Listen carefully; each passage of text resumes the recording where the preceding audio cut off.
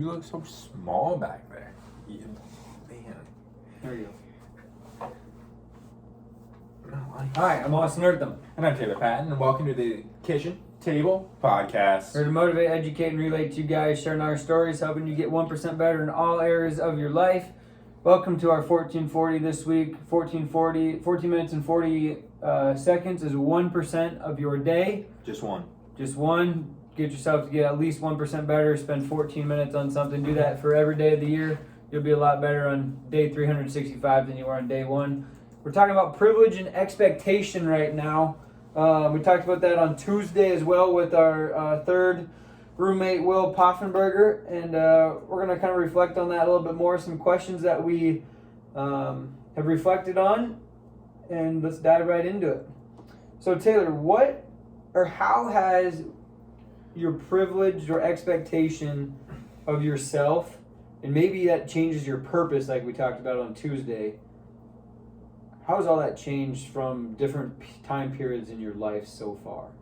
I'd say when I was living back home with my parents and I growing up, I'd say like my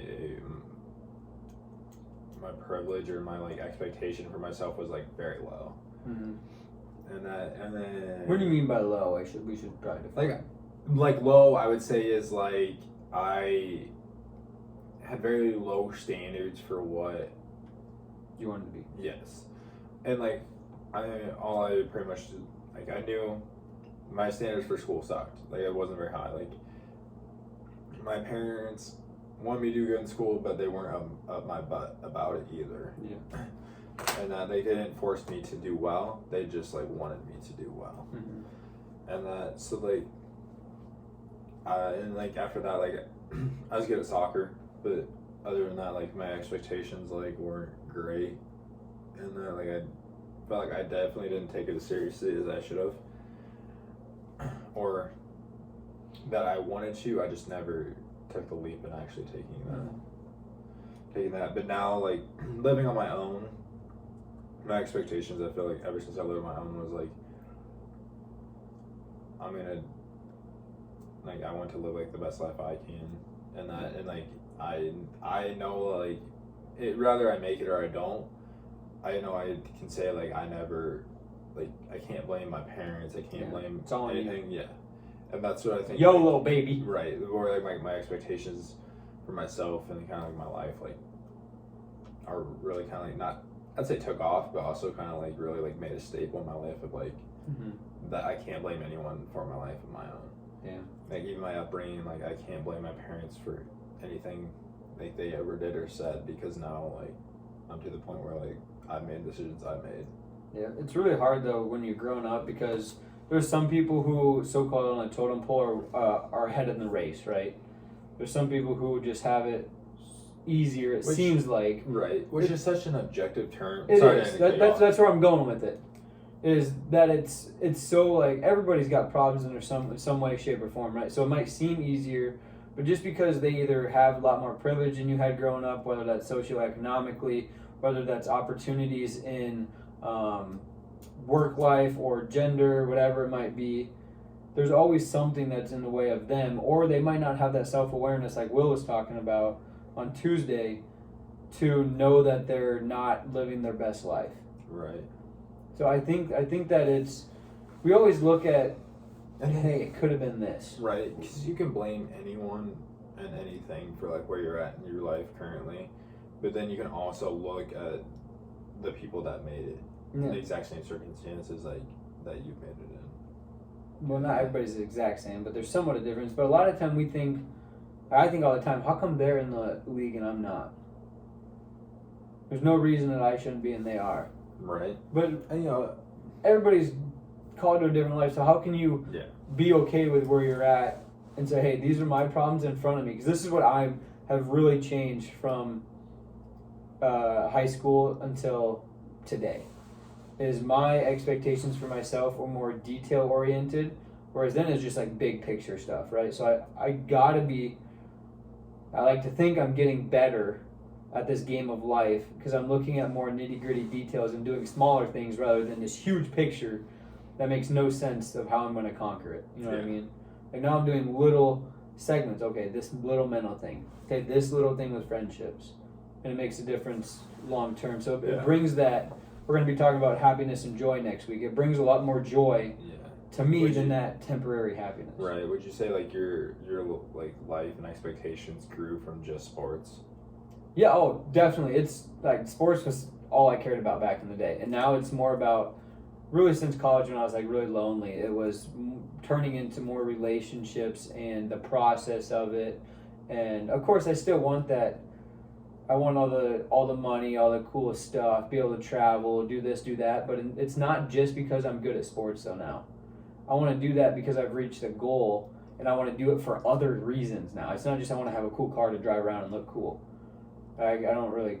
I mean, I want that just to say I did it. But I also want to be able to do that to be able to like speak and do other things and be a role model type of deal. So like in college, sports was my only thing. Right. And now I have other priorities. I don't want to say priorities, but I have things that are equally as important to do, or the expectations for myself as a general human being rather than just what my performance looks like. Right. Definitely changed there. Or how cool would it be to like be financially independent? Yeah, that's like be like very like worth like a lot of money and still like drive around to like speaking situations just like a 2017 Toyota Corolla or something like that. Like, you know what I'm saying? You know what there I'm are saying? people because it's like because then it just goes like it's like again people are built differently, but like there's materialistics is just one side. And like, materialistics shouldn't really matter that much. It should be about like the process and how you're getting there, and just the pureness of it. You know what I mean? Your expectations should be you want to get there because of the effort you put into it. Which also goes into like another thing about like privilege is like rich people, like the richer you are, I feel like the more plain Jane you dress. Like, have you ever seen that?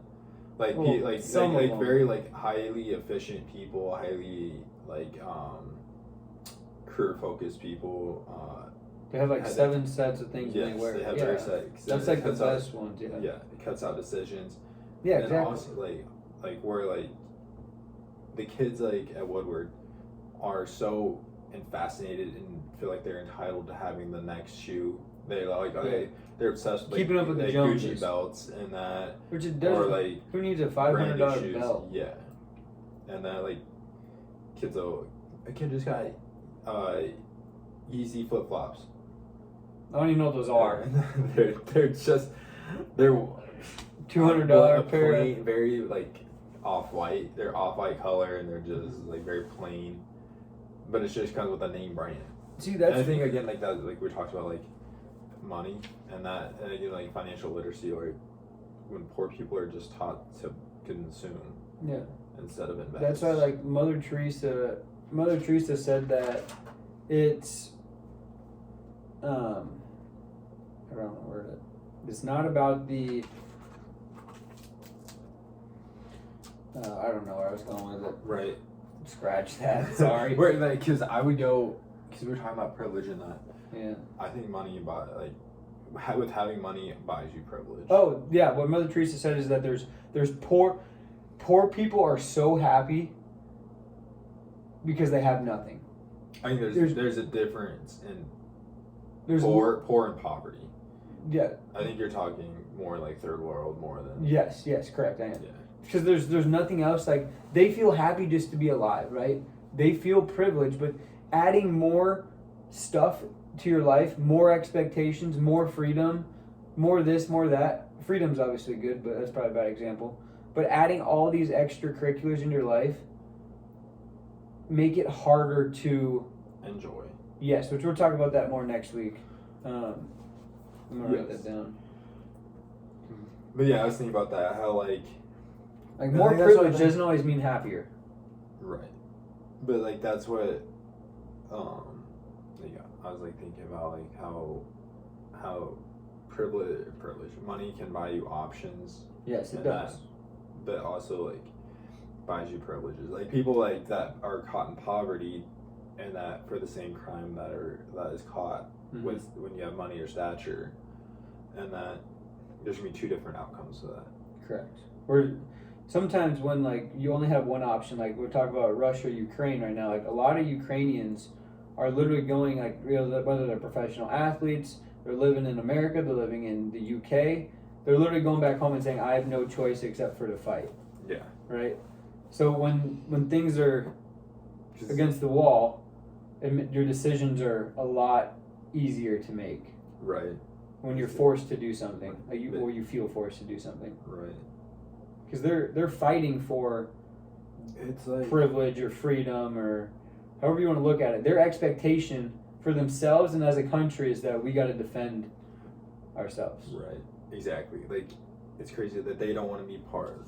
Most of them don't want to be part of Russia, but yet their like entwined system of like their government and everything is so corrupt, and that even though like they're so struggling within it, like, but they also have like that privilege. Yeah, I just thought that was very interesting. That like Kim and I like had like obviously with the war and that I've done more research on Ukraine and that, and they are wanting NATO's help, but they've been excluded from the NATO because of how corrupt their country is. Yeah. And so I thought that was very interesting about. They're all coming together now, yeah. Right, but like, even like the countries are so privileged that like they're not going to include someone because of like they're in a different. Well, they asked today to be in the EU, European Union. Yeah. And that was part of the whole fight. Was that they didn't want to, and now they all of a sudden want to. It's because I think they've seen the support and the power. Again, we go back to power and the privilege. Being a part of the European Union, you are allied with some of the strongest countries in the world. It opens you. You got 20 countries all of a sudden. You got half the world. Yes, and it opens you up to like it opens them up to like a new. I want to say being able to like more like formalize their democracy. Yeah. And that because it gives them options because now they're surrounded with more developed countries. Which again, it gives them more aid, gives them more. Which again, opportunity. Yes, it gives more opportunity. This is but this is maybe a backwards way to look at it. But by Russia invading, Ukraine has a great opportunity. This could be what propels them to be a much more unified country. Mm-hmm. They could join the European Union. They could get their democracy to the next so-called level. They could fend off Russia. They got confidence in their country. Bitcoin goes to the moon. Right. And just like Will was saying, opportunity, you have to take the opportunity in order to get those privileges, and you have to, I think I said this, you have to expect yourself at a higher standard then. Yeah. And you have to follow through with that. You got to take that risk. They're obviously in the risk stage right now. Right. Because... So just relating that to our own lives. Yeah. And then like how they just thinking like about like living over there, and that how crazy their purpose changed in a moment. Yeah. Going from living an everyday life to fighting for their lives and their literally they're only thinking about that one thing. And that which makes you think like how like on a more relatable sense, and that like how like your purpose can change. Yeah. From day to day. Yeah, I mean, if you get month, year to year. I think in terms of sports, if I have something coming up, like next week I have something coming up. My focus this week, literally that only. Don't care about anything else. In the moment, of course, nothing else matters. But if you get injured as an athlete, you don't care about anything else. You don't care about your contract. I mean, you think about it, but you don't care as much about your contract extension. You don't care about your legacy. You care about how can I rehab whatever this is so I can go to the next step. Right. Who's the guy? Inky Johnson. Yeah. That's the first person I think of. Yeah. How he got injured. Yeah. His purpose was 180. His purpose of changing his entire family's life was based off on the NFL. Yeah. And then he got one hurt. game, one tackle, gets hurt. Yeah. Had to switch his entire life. Now he's probably doing better than he ever thought of. Yeah. Yeah. It's true. Which is, I don't know. It's a very, very cool story. Very powerful. Well, so privilege expectation. Hope you guys got some value out of the last 2 episodes. Let us know if you have any comments. It's also on YouTube, so be sure to check it out. We'll catch you guys next week. Have a good rest of your week. Love you. Bye.